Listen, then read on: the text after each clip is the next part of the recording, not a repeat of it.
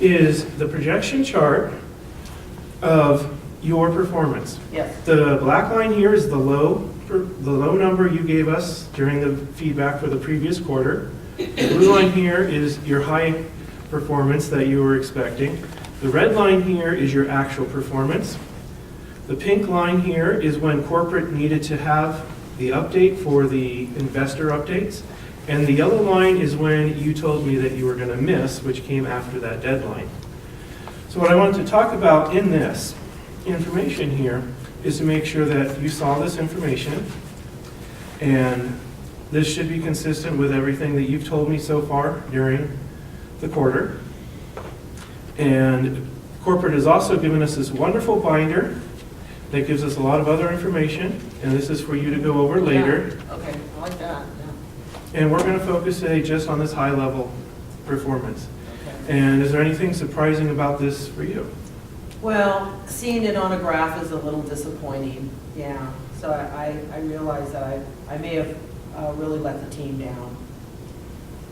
Okay, well, thank you for that information. Let me share with you my points of concern, and I have just two of them. Okay. And one of them, of course, is the fact that corporate needed this information here, and we didn't have this information until then. Now, the great thing about this is, when we look at the error margins and your reporting requirements, you weren't required to tell me that you were below until you got to here. So you told me within the corporate guidelines. So this is not a personal problem that happened here. But what I'd like you to do for the Wednesday meeting is, using your 2020 hindsight, figure out if we could have predicted that. And if it comes up in a future quarter, can we see it coming? Can we modify and exceed the corporate requirements and see this coming? Or is this something that's not predictable? And think about it from that point of view for your success, the success of the team, and keeping the shareholders happy. The other point of concern, of course, is this drop off at the end, as you noticed. And what I'd like you to do for the Wednesday meetings is look at this and think about, was there something that you did to control this? Is this a sign of an upcoming economic downturn that we need to adjust to? Think about that and come back with that for the team on Wednesday, because we need to understand that aspect of it. And does that make sense to you? Sure. Are we on the same page there? Okay. And then the last thing I'd like to start out with is the summary page here that I got from corporate shows me that the feedback that they got from your customers was very high. Only one customer had anything negative to say about you, and you did let me know in advance that that was probably coming. 0 legal issues. And at the end, you were 100% compliant with all the corporate policies and procedures. But most importantly, what I'd like to finish on is 90% of your effort this quarter, you were 100% on schedule within everything that we needed. You're 95% into the quarter when this came up. Okay, so I'd like to just finish by saying that 95% is an A. So look forward to seeing with you on Wednesday and being available for anything you need on Tuesday. Well, Do you have any final comments? absolutely. Thank you, Mr. Bossman. I feel so much better now that we've had this conversation, because I really thought I was in a lot of trouble because of this. The pregnancy didn't go well. Having twins, which was unexpected, really kind of threw off my game. But now that the twins are in daycare and they're studying more, I really have. They're very intelligent, twins, and their father finally came back, and I'm not working that third job. I think I can focus much more, and I think I can really get this number up. And I just appreciate that you're positive, and you actually said I had an A. I thought I was going to come in here and get an F. So the feedback was nice, and I like the way that you told me things that I wasn't expecting. Okay, great. Yeah. Thank you. And I got to meet with your coworkers now. Okay, thanks so All right, much. enjoy your day. All right. Yes. And just real briefly, since I have the red light, what I wanted to just say real quickly is there's 2 things I was trying to do here. And number 1 was spend a lot of time on overhead, because overhead is kind of the human factor, and really set up that, what I like to call mental health. Get Dana in the right frame of mind so she can concentrate on the information I have and not sit here being fearful that she was going to get fired. And then the other thing I was trying to do at the end, and I may have actually, well, by some of these things, being corporate compliant with legal, I was trying to emphasize in there, these are the things that might get you fired. And so that without saying fired, without being negative and showing this stuff, I was hoping that that would come across as a positive way for feedback. Thank you.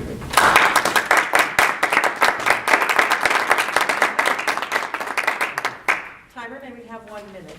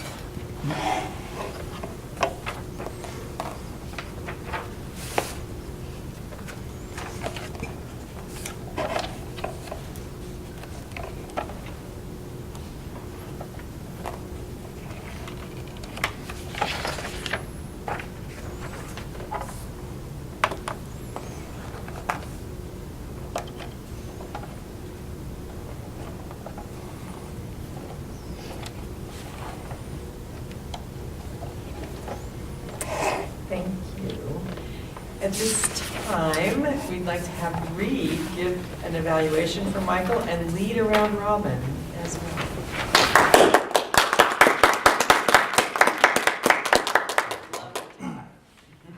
Glad you like that. I must preface this by saying that I'm an engineer, and I've sat in many critical meetings with other engineers. And I'm just glad there's no one with a yellow sweater in the audience today. So, this speech for me is a difficult one to evaluate because I'm trying to evaluate what the speech was intended and not to be caught up in the actual interview. And so I think one of our challenges as the round robin is not to focus on how the interview process actually happened, but how to improve the speech delivered by Mike. A couple of things that I noticed that I struggled with initially was trying to understand why he was explaining the process. That seemed like it was mechanical. And interviews, in this case, shouldn't be mechanical. They should emphasize the human element, right? So that mechanism, I guess, that you started to walk through seemed rote from the perspective of, okay, here's what's going to happen, etc., here's what you're... But in essence, that was a good thing because it was trying to establish expectations. So if I was to evaluate this process, I would try to make that, sharing that, here's what's going to happen, setting those expectations, I would try to make that less formal, less of a formal rote type thing. And how I think how that might work better, at least in my view, would be to make it sound like it was more part of this experience that we're going to go through in a transformation of our organization. Another element that I liked was that you gave Dana the capability to make a response, but then your response back, your feedback, if you will, sounded engineer. Thank you for that information. That was kind of harsh. That doesn't have that softer tone of personal interaction. It would have been, I think, more appropriate to say, I can understand why you might feel that way. Which acknowledges that you heard what the person said, but also gives it a softer personal touch. Another element that I noticed was how you introduced the idea to go think about this. The concept was, see if we can figure out how we can forecast or foresee this dip or this falling short. And how it came out was more of, can you identify why this is happening? And maybe to make that more personal and something that you're saying, let's work this together instead of just pointing the finger. You go figure out how we can do this. Make it a we, make it a team element as well. We'll break at this point and open it up for other suggestions or observations from the club. Dana, you can't participate in this.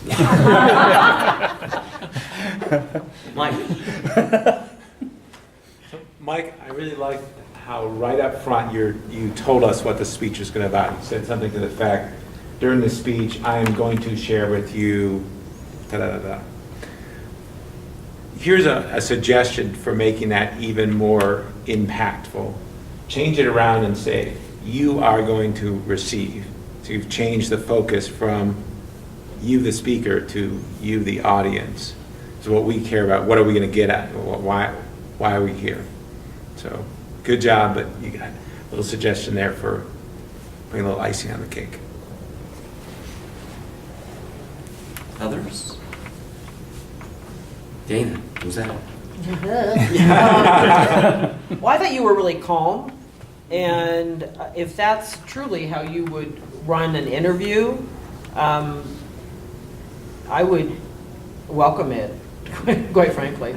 I mean, if that's something that you're actually practicing to do in the real world, yeah, I think so. And there are softer ways of saying things, you know, like what you just said, and you know, when you're talking to the people, you know. But I couldn't help the babies coming early and messing up my chart. But what I liked was you couched a lot of the things in a positive way.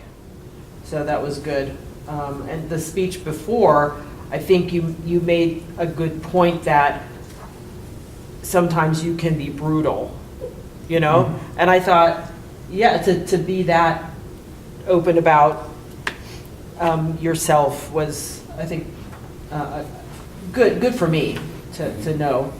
And then, of course, sitting there being the volunteer, you know, I was hoping that I was getting that I'm afraid, and then I was relaxing and being more open as you gave this great, you know, information that you were going to be doing it differently. So that made it feel good. I really thought that the process worked very well. Where I had a little bit of difficulty focusing was I felt like you were role-playing the role of an engineer/manager. So you were pretty high up in some corporate office, and I would have wanted you to be dressed for the part. Because having you in t-shirts and sweats doing this high-powered interview really was a disconnect for me. So I would have liked to seen you in a tie, if not a suit, when you would give that presentation. I just have a prop suggestion, Mike, especially talking to an audience like this.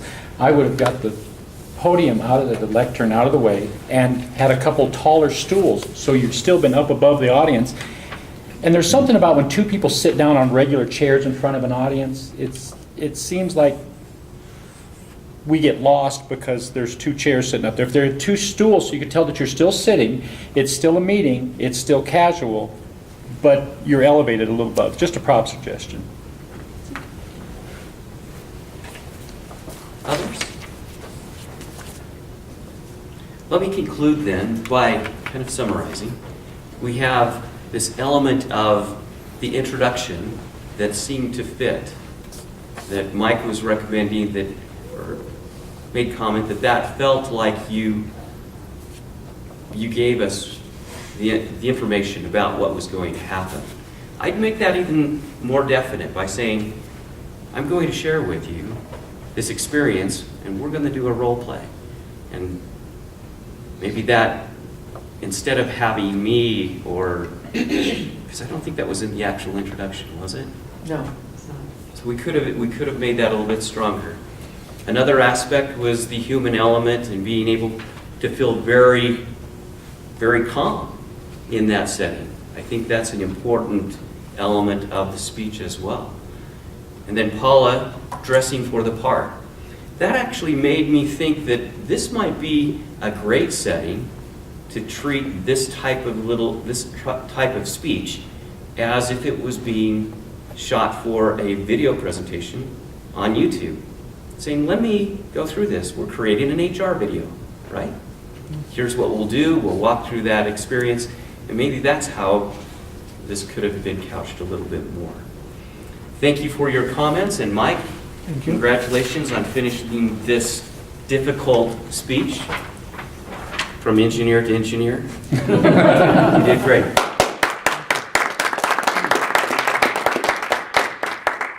All right. Our third presenter today is Greg Baker, who will lead us in a round of table topics. Now, by my calculations, which may be a little off, Mike might have to shorten her up at the end, but I'm thinking you could have 3 or 4 victims. 3? Okay. Thank you. Thank you.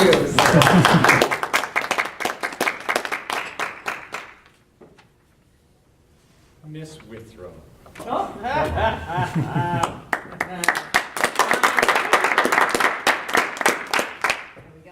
You are the advice columnist for the Denver Post.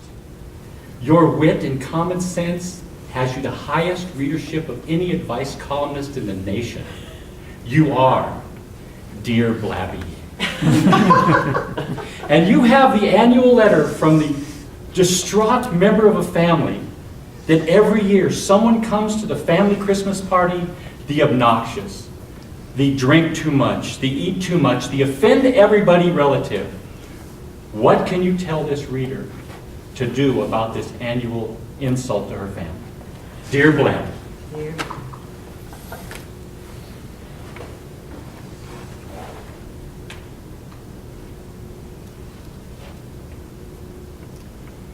Dear reader, this is not an uncommon situation. Number one, know that you are not alone. This happens to every family, and there are many ways to deal with it.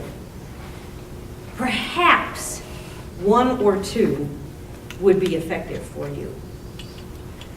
One idea, my first suggestion, would be simply to ignore the member of the family. When they're inappropriate, go on with whatever you're doing and don't give them the time of day. Just like a bully when you're a child, the more you interact, the more emphasis they get, the more power they get in their activity. Sometimes simply ignoring it can diffuse it. Another option is to encourage them that this is the one and only time they will have their opportunity to say something negative. If they say it again, they will be asked to leave. It is absolutely fair to do that to even a family member. If they are obnoxious, they can leave. But you have to be willing to follow through on it. I've seen it done. It can work effectively. Everyone has a much better time eventually. But you might want to talk it over with the other members of the family so that everyone can be on the same page. Remember, when Great Aunt Esther tells that incredibly obnoxious joke about the, never mind, at the Thanksgiving or the Christmas dinner table, they can be asked to leave. Certainly, you don't have to give her any more wine. Let me know how it works out. Best luck, Blabby. Thank you, Blabby. Mr. Pyle.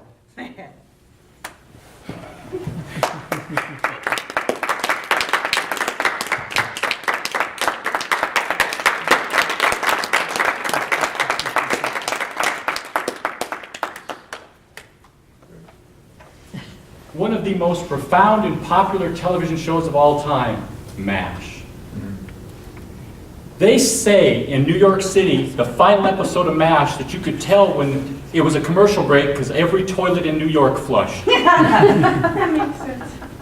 Alex, of all the wonderful characters in MASH, Hawkeye, BJ, Colonel Potter, Hot Lips Houlihan, which character did you most identify with, despite your devastating resemblance to Hawkeye Pierce? And why?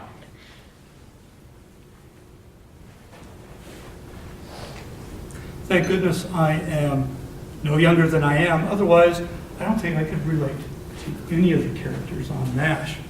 But if you're going to relate me with anyone, I'd say Radar. Radar O'Reilly. I tend to be a little quiet. I tend to be the person that's in the background doing things, making sure that things are happening. Probably not quite as organized as Radar is, but in there willing to do whatever it takes to get things done. That's my focus. Radar to me was this kind of special, innocent person throughout all this terrible chaos. I try to do the same thing, that there are politics going on all over my workplace. I try to stay focused on what I can do to help my customer achieve their goals, and let those people who want to play the politics, play the politics. I have important things to deliver. Always want to try to maintain that childlike innocence of being able to deliver for people. That's what Radar always tried to do, to make sure that things were smoothed out for everyone. So the character from MASH that I would relate to would be Radar. We are so glad you didn't say Klinger. Michael. Yes, you know, the President Michael. Oh, President Mike.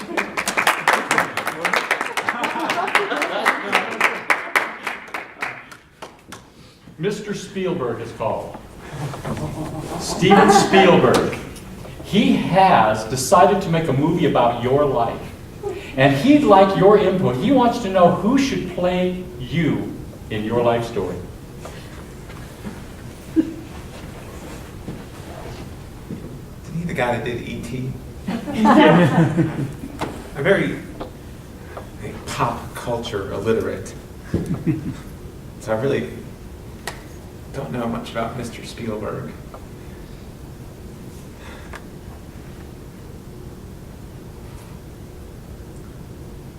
I think the great thing about acting and about movies, and drama, theater, is that the playwright, the director, and the actors are interpreting, not duplicating, the original subject, which is very fortunate for Mr. Spielberg, because my life isn't really that exciting.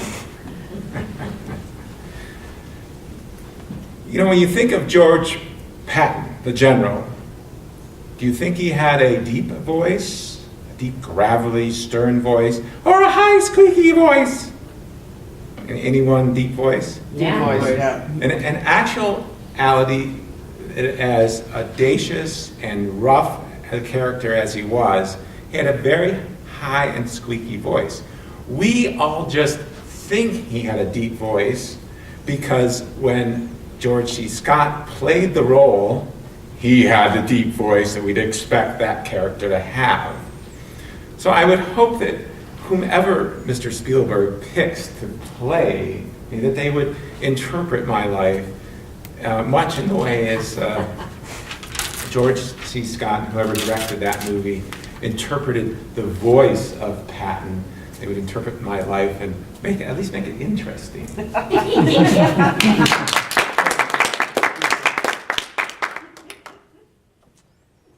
One more big hand for our volunteers. Thank you.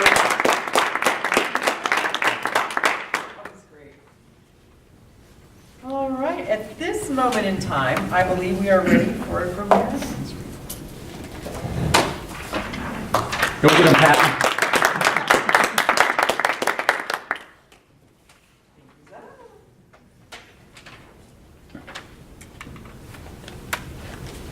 Renee, I realize you didn't write those words, but you selected them, and there are some really great things in that story regarding use of language.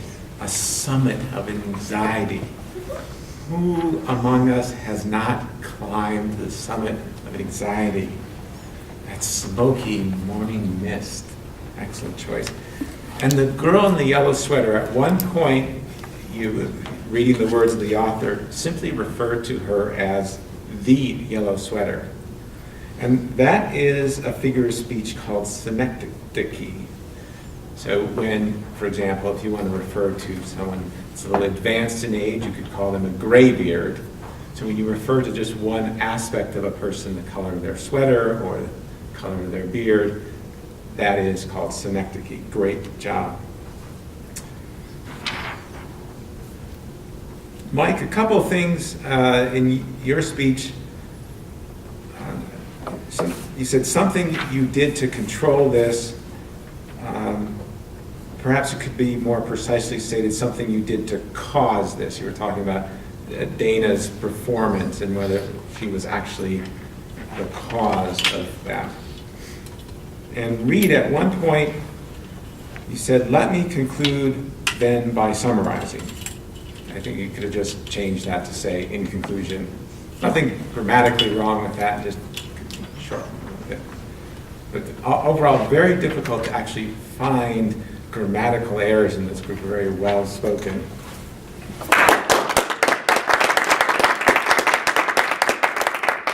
Alexander Pyle, might you give us the timer's report? Thank you.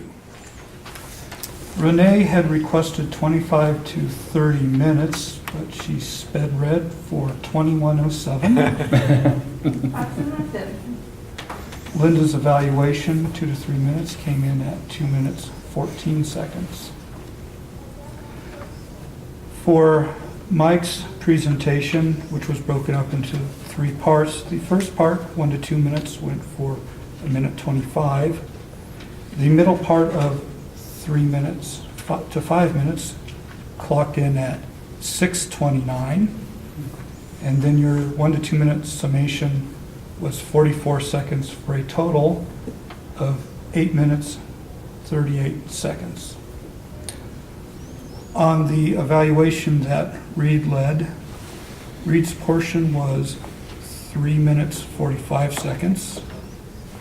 The round robin portion was 5 minutes, 9 seconds for a grand total of 8 minutes, 59 seconds. On the various table topics, 1 to 2 minutes, Chris, you had 1 minute, 56 seconds. I had 1 minute, 26 seconds. And Mike had 1 minute, 48 seconds. Excellent, thank you. I might call our meeting evaluator forward at this time, Dana Morgan Barnes.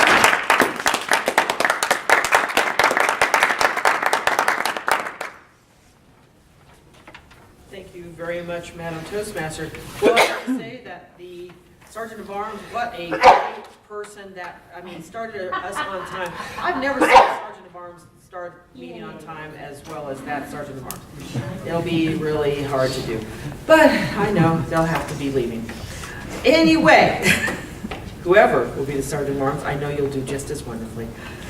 Thank you, Paula, for going over the roles and who was taking what role and some of the changes that we were expecting along the way. So it was really great to keep us informed and not surprised as we went along.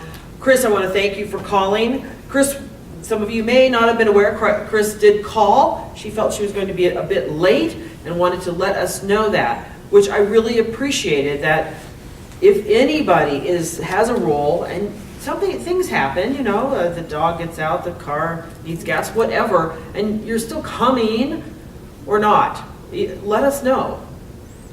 If she were postponed a little longer, she could have given that inspiration towards the end of the meeting or in between speakers or any time. So thank you very much for calling, Chris. I think that was really helpful. And your inspiration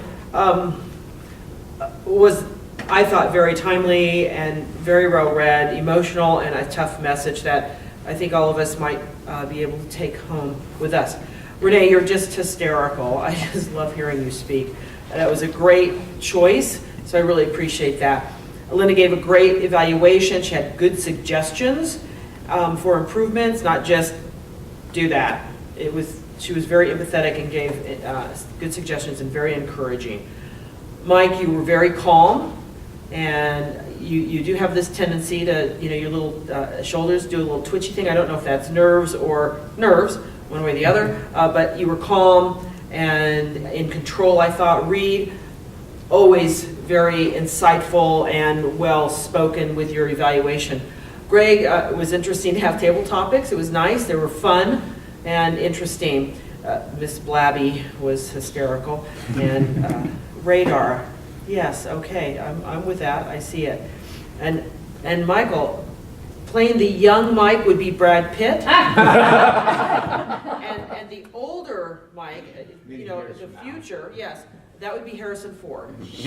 I see this.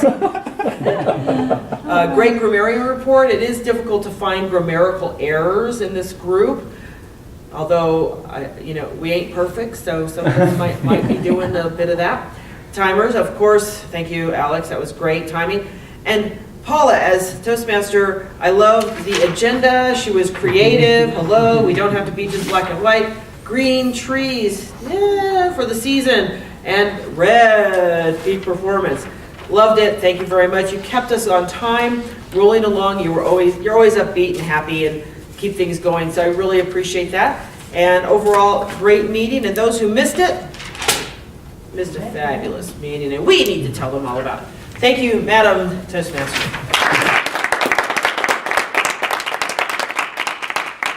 I was going to assign Mike to go retrieve that. Mike, if you might, close us out with club business, please. I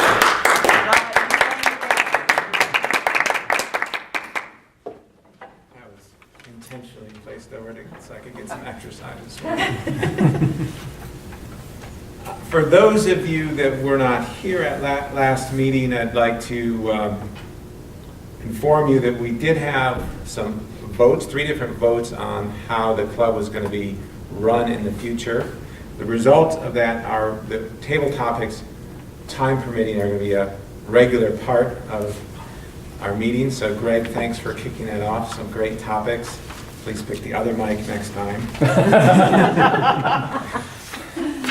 And a reminder again, we need a sergeant at arms, and we thank Dana for the great service she has done.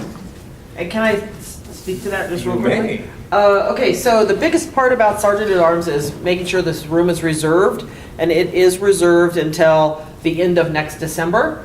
And we have the forms. I've got the forms. I don't know if Linda still has the forms, but we got the forms. The gal that we work with is very sweet, and we are booked all the way through the end of December of 2015. So that's the big hoo-hoo.